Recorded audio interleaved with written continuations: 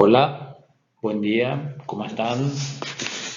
Hoy vamos a hablar acerca del abdomen agudo quirúrgico obstructivo. Así como habíamos mencionado en las clases anteriores, eh, iríamos a describir cada uno de los abdomen agudo quirúrgico. Habíamos hablado de las características específicas, o sea, las características generales, y que las características específicas íbamos a hablar en cada uno de los capítulos. ¿Ok?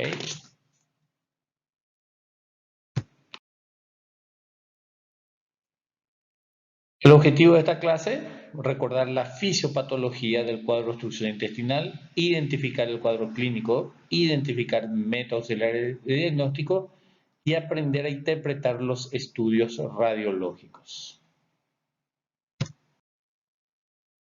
Definición. Primero, y lo más importante, detención, y aquí utilizamos la palabra completa y persistente en el tiempo del tránsito de los gases y o las heces en un segmento intestinal. Acotaciones. Completa y persistente. ¿Qué significa esto? Completa es que ya no elimina flatos, persiste en el tiempo, por un periodo de tiempo determinado, y es en este segmento intestinal, puede ser una parte, pueden ser varias, que dependiendo de la causa que origine, esa obstrucción es lo que va a determinar, digamos, la evolución del cuadro quirúrgico. Hago la siguiente acotación, que es obstrucción, es un término que nosotros no utilizamos como sinónimos con oclusión. Si utilizamos nosotros, o sea, la escuela que nosotros seguimos, oclusión, ya significa que hay un compromiso vascular en el contexto de un grado de obstrucción. Muchos otros lo utilizan como sinónimos, pero para nosotros no son sinónimos. Obstructivo es en general, de hecho, si es que hay oclusivo, debe haber primero un cuadro obstructivo en la cual posteriormente en la evolución de la misma es que ha sido comprometida la irrigación de ese segmento. Nos vemos en la necesidad de hablar de fisiopatología, por más que no sea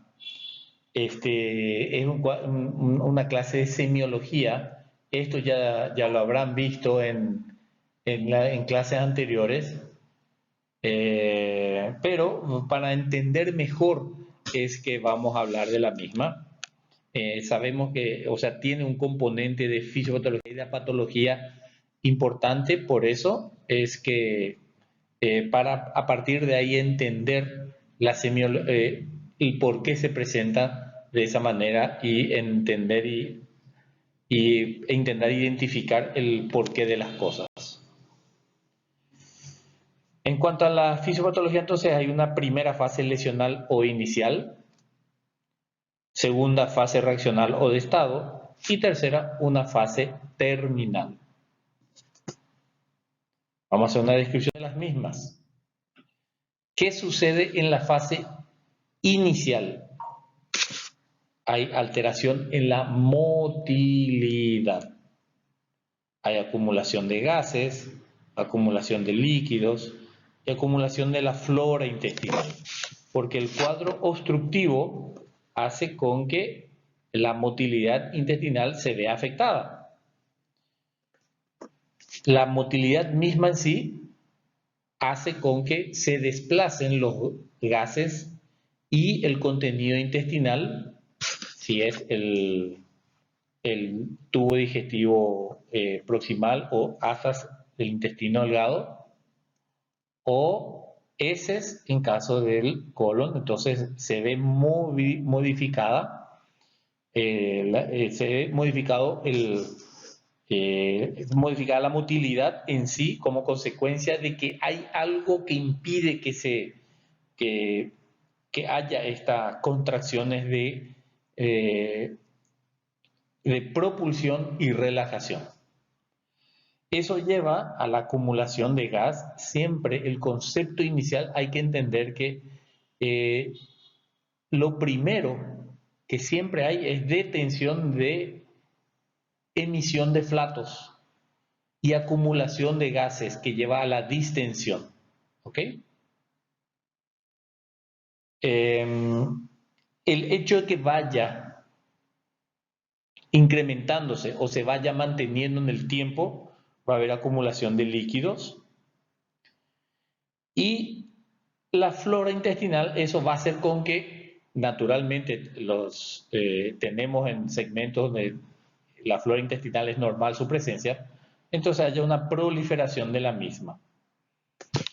No hay un tiempo definido de que esto dura X cantidad de tiempo, no podemos hablar de que esto dura, sino es razonablemente variable, porque la obstrucción tiene que ser persistente en el tiempo. Si bien es cierto, puede ser que desde el momento en que se inicia ya se torne posteriormente irreversible, pero hará el tiempo y el grado de obstrucción hará con que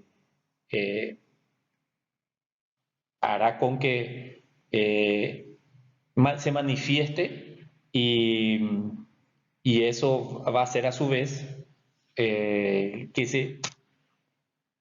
que sea la obstrucción cada vez más evidente y por lo tanto la traducción clínica se va a manifestar en la medida en que esa obstrucción se presente de forma invariable. Ahora bien, en cuanto a la alteración de la motilidad intestinal, se produce la obstrucción, que es lo que sucede a nivel mioeléctrico. Hay una hiperperistalsis, que es lo que caracteriza al intestino de lucha. Y el intestino de lucha es lo que genera el dolor. La oleada peristáltica genera contracciones desorganizadas e ineficaces. Esta es otra causa de dolor abdominal.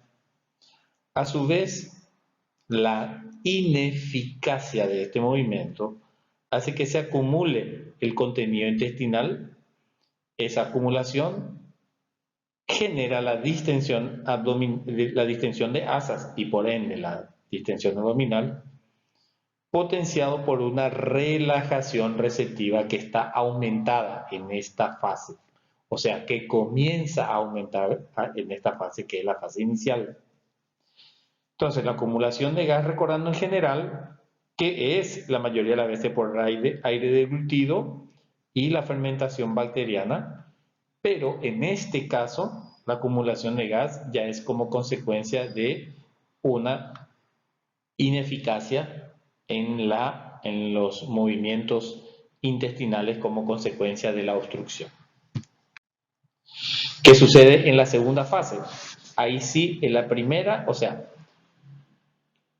hay un secuestro progresivo de líquidos en la segunda fase por aumento de la presión intraabdominal y la pérdida progresiva de líquidos. ¿Qué es lo que sucede? Las asas intestinales se tornan edematizadas, ¿ok?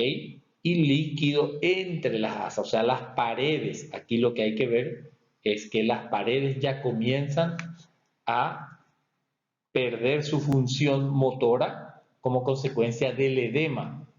Se tornan cada vez más ineficaces. Del edema causado por el aumento de la presión intraluminal y la pérdida progresiva de líquidos.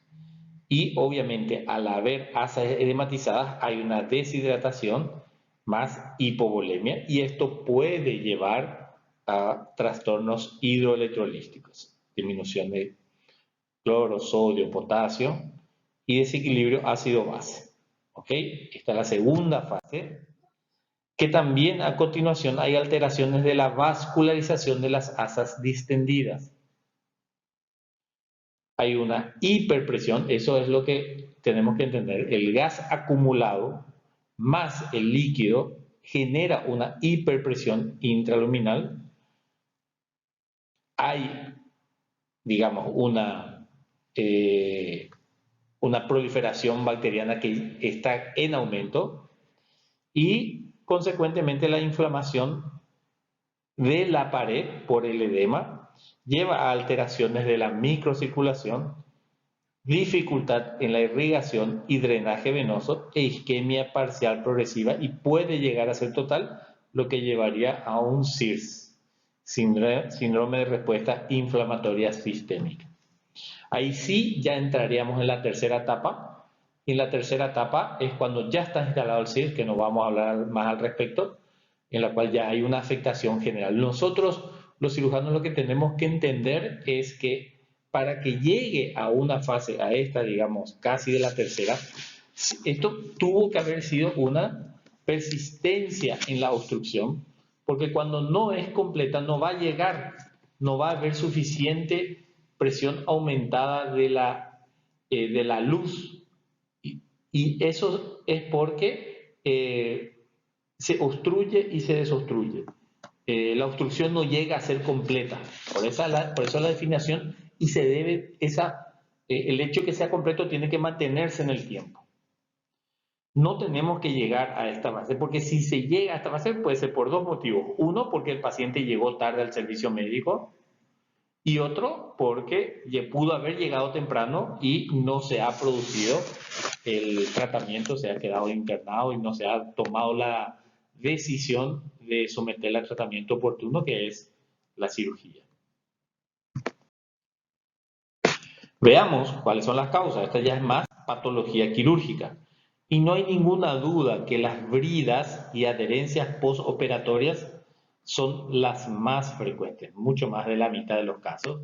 Para que haya adherencias y bridas es importante, y la mayoría de las veces son como consecuencia de adherencias entre las asas, adherencias entre las vísceras, y bridas es cuando hay una fibrosis, un tejido adherencial con la pared abdominal, ya sea anterior o lateral. La segunda causa puede ser las hernias de la pared abdominal, hernia umbilical, hernia inguinal, eventración, inclusive las eventraciones, que es lo que llamamos las eventraciones o las hernias atascadas. Y si hay un compromiso vascular, que es lo que ya acabamos de escribir, en la cual ya hay déficit en la irrigación, un compromiso que ya estaríamos en la segunda o tercera fase de la obstrucción, entonces sí ya hablamos cuando ya está instalado el compromiso vascular, ya estamos hablando de estrangulación, una hernia inguinal estrangulada, una hernia umbilical estrangulada, una eventración estrangulada. Muchas veces, o sea, si el estado clínico del paciente, estamos dentro del contexto de una SIRS, no hay ninguna duda de que allá hay un compromiso vascular.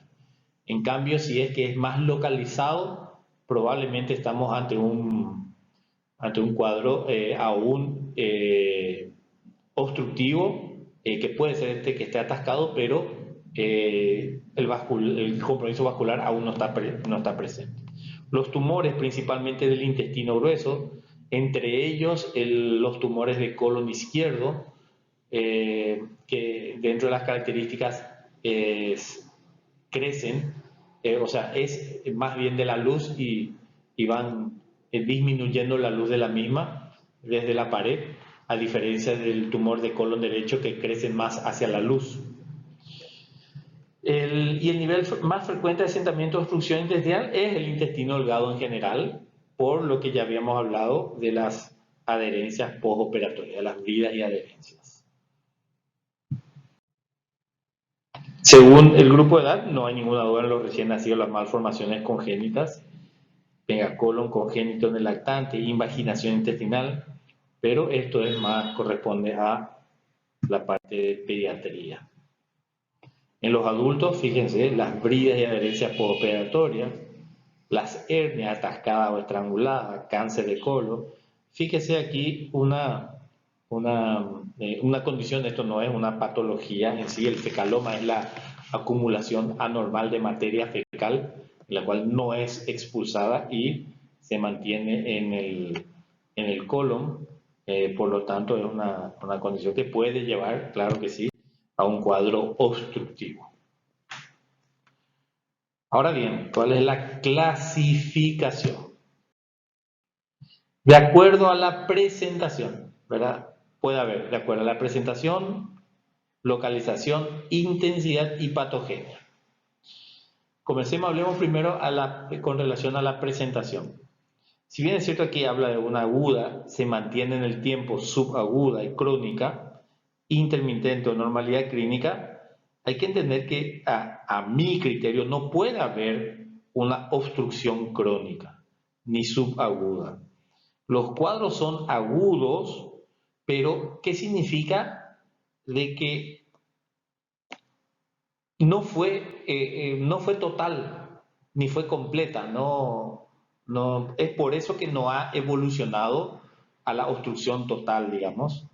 Entonces, con el correr del tiempo, el organismo ha hecho, o sea, no ha avanzado más el cuadro obstructivo en sí y que no hubo una obstrucción completa en el tiempo, motivo por el cual ha retrocedido. La intermitencia, pues, es lo que muchos le llaman a un cuadro pseudo obstructivo.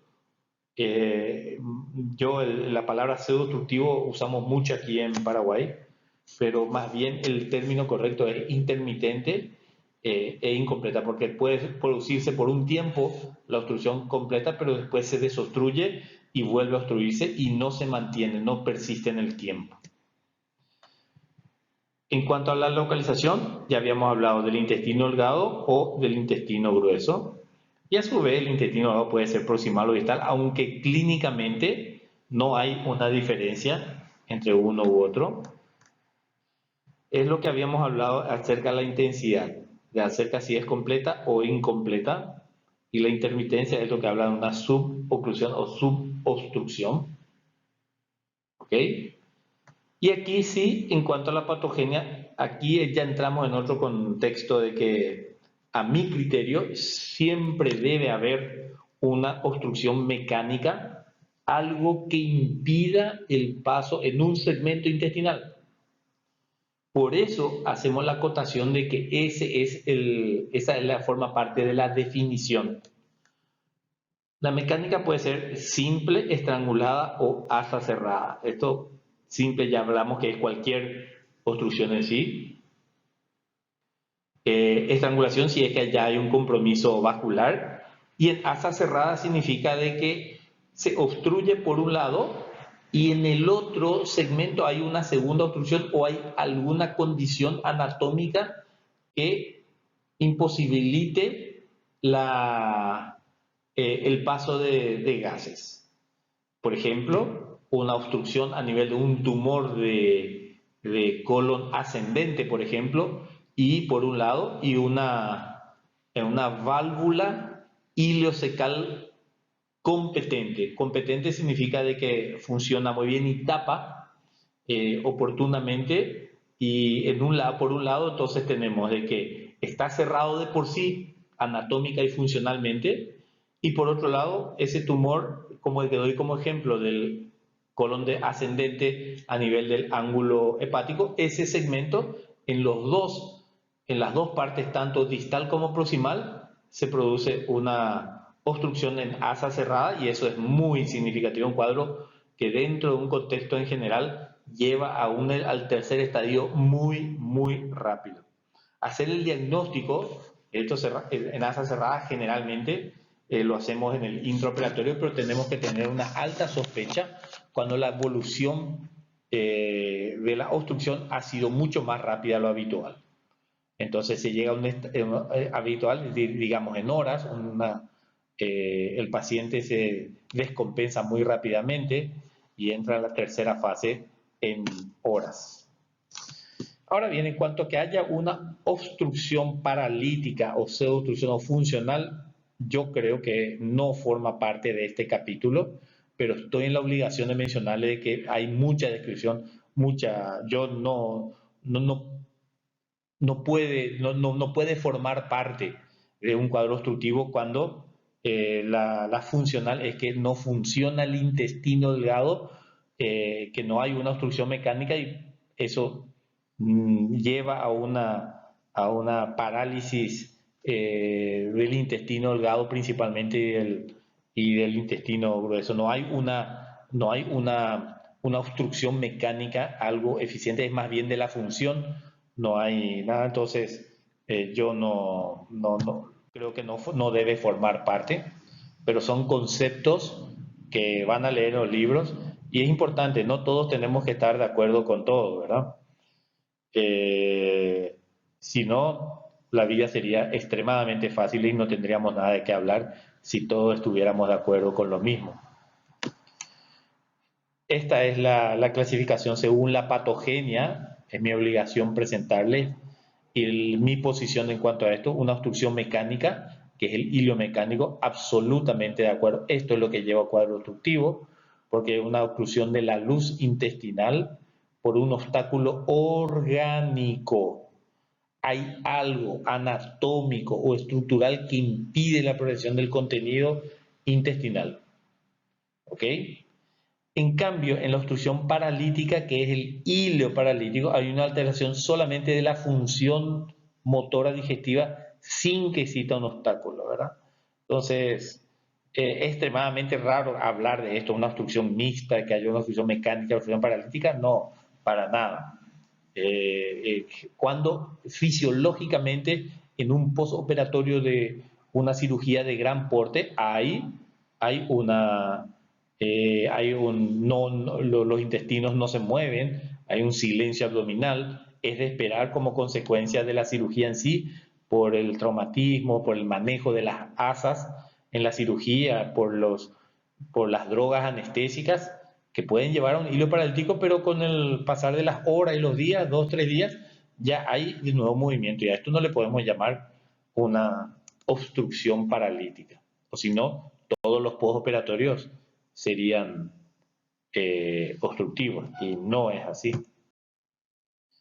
¿Ven? Aquí vemos, sale como hilo mecánico, por supuesto, las adherencias, las hernias de la pared abdominal, tumores, colisiones, vólvulo, cuando gira sobre su propio eje, cuando hay una colección que impide el paso o el tránsito habitual. Pero fíjense en el hilo paralítico, ¿ok? En el postoperatorio, en la pancreatitis, obvio que como consecuencia de la irritación no va a haber movimiento intestinal. En la peritonitis, ni qué decir, ¿verdad? Y aquí sí hay una afectación del peritoneo estando en un contexto de sepsis, metabólico. Esto no tiene relación con el hilio mecánico o el hilio producido como consecuencia de una obstrucción mecánica. Muy bien, ahora sí, lo más importante es en cuanto a la semiología, que es lo que atañe, recién ahora entramos en temas específicos. Y si dijimos en el contexto general de la definición del abdomen agudo quirúrgico, cualquiera de ellas, es un cuadro general abdominal en la cual lo que caracteriza es la presentación y el inicio de los síntomas con dolor abdominal. En este caso, como es un dolor producido en las vísceras, ya sea abdominales, perdón, ya sea yeyunales, ileales o colon, el dolor es centroabdominal, generalmente de inicio brusco. La intensidad sí es muy variable, no suele ser muy intenso como en otros casos, puede o no tener irradiación. Y aquí eso, fíjense, es dolor llamado así, tipo crisis, que es un dolor inespecífico, no puede definir, pero Le llamamos crisis porque tiene un inicio y un fin. ¿Por qué dura? ¿Por qué se establece bien que finaliza el dolor? Porque dura aproximadamente algunos minutos nomás. Es el famoso dolor en espiga, que se inicia de forma razonablemente brusca, duele unos minutos de forma razonablemente intensa, pero enseguida vuelve disminuye y desaparece. Por eso es que el paciente luego tiene una sensación de bienestar, porque el dolor fue una espiga dolorosa de la nada, pero enseguida volvió a recuperar su estado, solo que no es algo que le llame o que le afecte mucho, no le llame mucho la atención.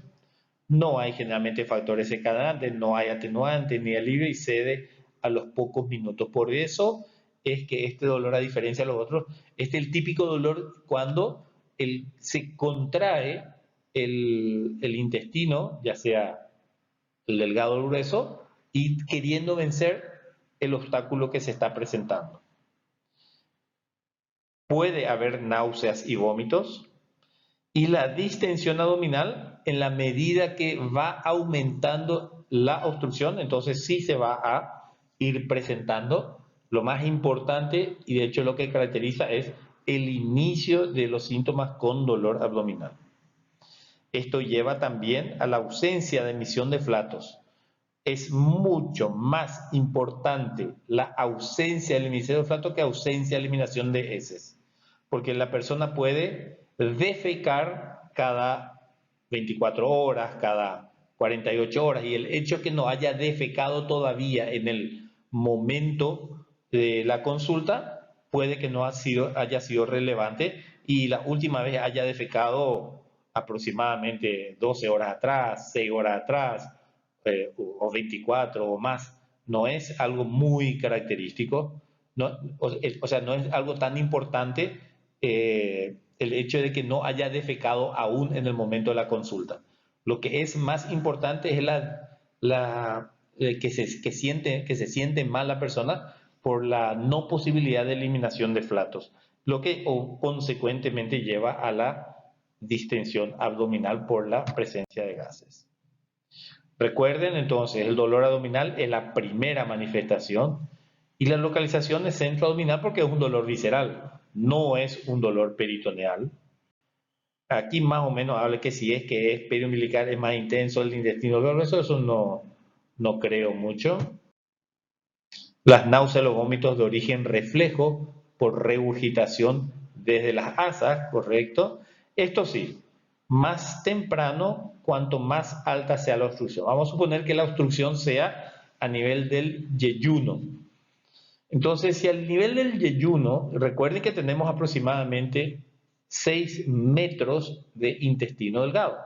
Si es en el yeyuno, vamos a suponer a los 1 metro del yeyuno o a los 2 metros, solamente tenemos esa, digamos, la parte proximal es la que va a permitir, es poca superficie para que los gases puedan estar acumulados y entonces es de entender que las náuseas y los vómitos sean razonablemente precoces y que no haya mucha superficie de acumulación de gases.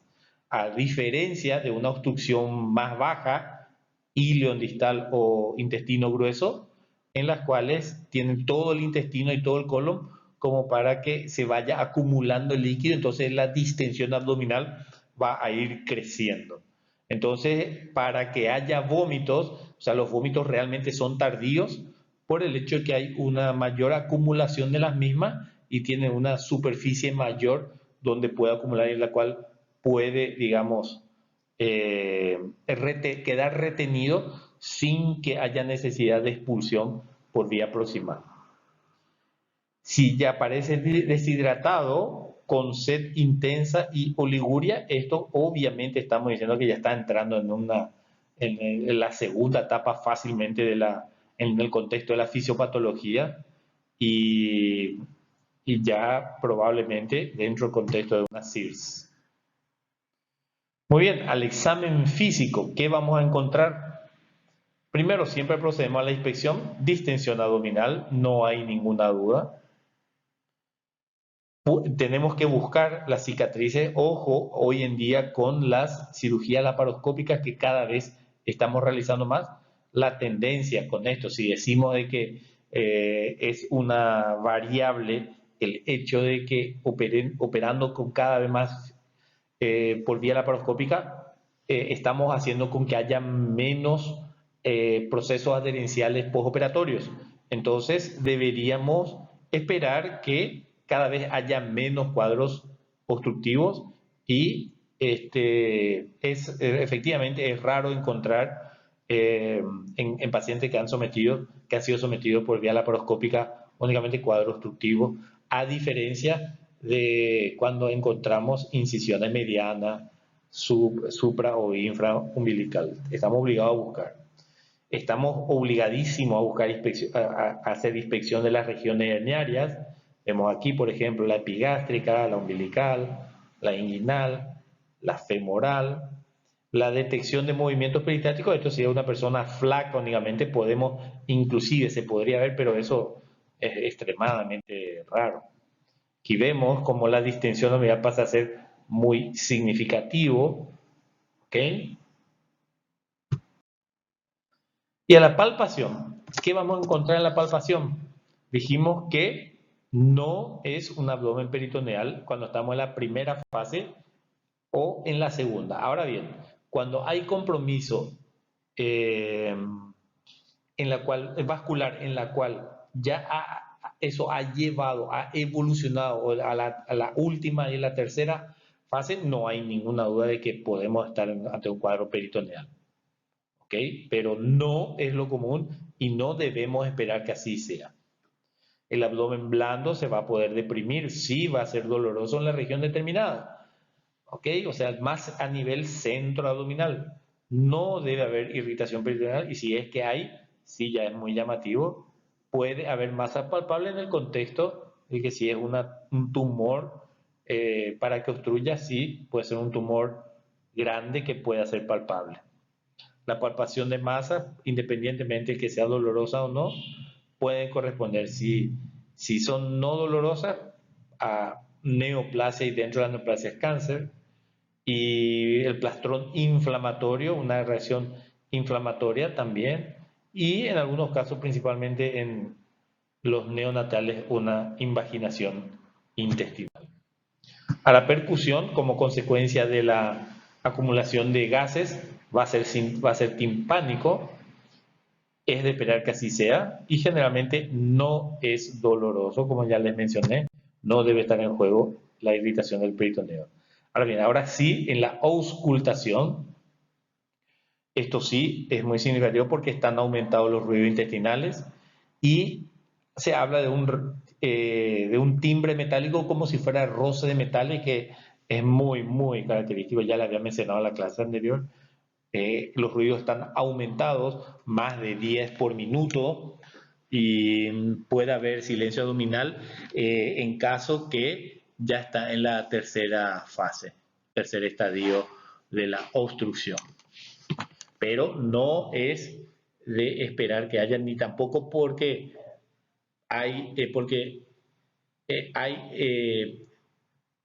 porque no es que tenemos que esperar esto para tomar la decisión de operar. No, por supuesto que si están ya aumentados en sí, es porque efectivamente está presente la obstrucción, ¿verdad? No olvidarnos de que el tacto rectal es obligatorio, por más que el paciente pudiera relatarnos en el interrogatorio que defeca de forma apropiada, tenemos que siempre buscar al tacto la posibilidad de que haya un tumor de recto que cause la distensión. Obviamente que sea para eso, tiene que ser un tumor de recto grande, aumentado tamaño que ocluya la luz y tactable. Tactable significa de que tiene que estar localizado en el tercio distal o del canal anal. Y al mismo tiempo se puede tactar fecaloma porque tenemos que buscar estas dos opciones que puede hacer la.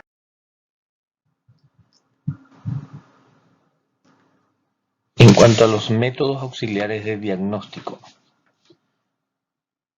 no hay ninguna duda que es la radiografía simple, el mejor método para llegar al diagnóstico.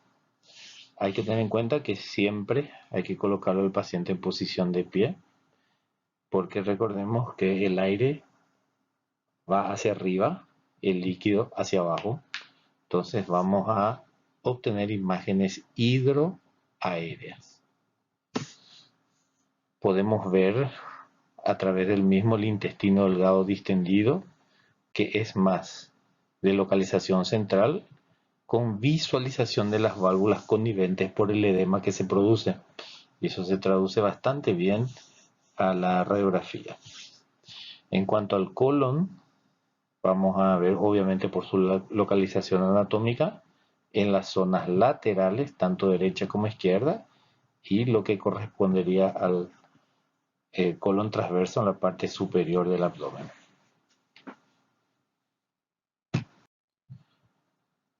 Aquí tenemos algunos signos radiológicos en el intestino delgado, distensión gaseosa hasta el punto de obstrucción. Hay veces que se puede obtener esa información, no todas. Ya mencionamos la formación de los niveles hidroaéreos, la reducción o ausencia de gas en el colon. Esto es en caso de que la obstrucción sea del intestino delgado. Entonces no se transmite los gases hasta el colon, motivo por el cual hay ausencia de los mismos en las partes laterales. Disposición en escalera, no es tan frecuente esta disposición que se suele ver de las asas dilatadas. Vemos aquí, como es de origen central, esto es aire, vemos aquí los niveles hidro, porque se ve aquí la parte que va hacia abajo, digamos, las válvulas conniventes, niveles hidroaéreos. Vemos aquí siempre esta parte, digamos, esta imagen horizontal y en la parte media. Se replica también hacia aquí, hacia el lado izquierdo. En tanto, cuando es una obstrucción del intestino grueso, depende bastante, está absolutamente relacionado a la competencia, si es competente o es incompetente la válvula ileocecal. Ya había mencionado en slides anteriores la importancia de la misma, pero digamos en el caso más específico de una obstrucción en asa cerrada. Cuando es la válvula competente, dilatación de todo el colon, en especial del ciego, con ausencia de gas a nivel del intestino delgado, porque al ser competente no se transmite, no hay progresión de la misma. Cuando es incompetente, sí, distensión del colon e intestino delgado con escasa dilatación cecal. Aquí vemos cómo específicamente vemos esta obstrucción. Esto sería, este es el nivel líquido y aquí es dilatación, en este caso del colon sigmoide. Aquí se replica, esta es la placa radiológica y este es el dibujo de lo que estamos viendo aquí. Y aquí sería el colon transverso, la que se proyecta la dilatación del mismo, bastante característico, y no hay dilatación de las asas. Entonces, neonato, fíjense, la distensión muy marcada, los niveles hidroaéreos, y esto no hay ninguna duda que hay que someter a cirugía. Por eso siempre hablamos de posición de pie para que el aire vaya hacia arriba. Vemos nivel, esto es lo que llamamos nivel hidro, que está por debajo, y aéreo, lo que está hacia arriba. El ileoparalítico ya les mencioné que para mí no forma parte de un cuadro obstructivo, sino es más funcional, y radiológicamente se caracteriza por la presencia de una gran cantidad de gas y líquido a nivel del intestino, pero como les mencioné, eso se relaciona con la falta de función, es más fisiológico el tema, hasta que haya buenos ruidos de tal manera que pueda transportar los gases de un segmento a otro. Y un segundo estudio que también puede ayudar es la tomografía axial computarizada abdominal. Cada vez se utiliza más, es correcto, y en algunos centros pasa a ser la primera opción. No es que suplanta, pero sí complementa a la radiografía. Aquí podemos ver cómo las asas intestinales están dilatadas por contenido líquido, y aquí vemos un poquitito de aire en esta asa, y aquí vemos mucha cantidad de aire en esta. Y líquido y aire. ¿Ok?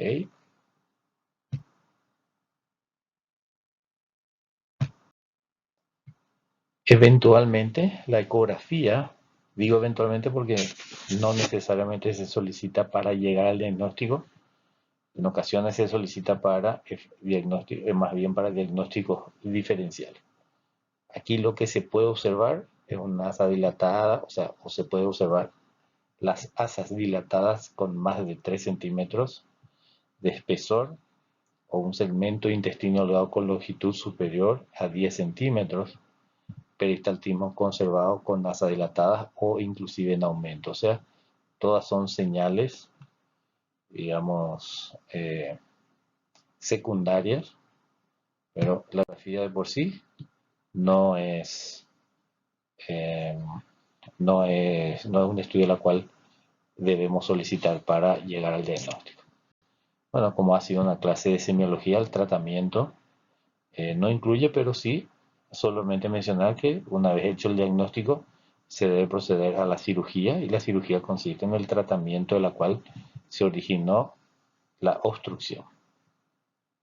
¿Ok? Esto ha sido todo y nos veremos oportunamente en otra clase.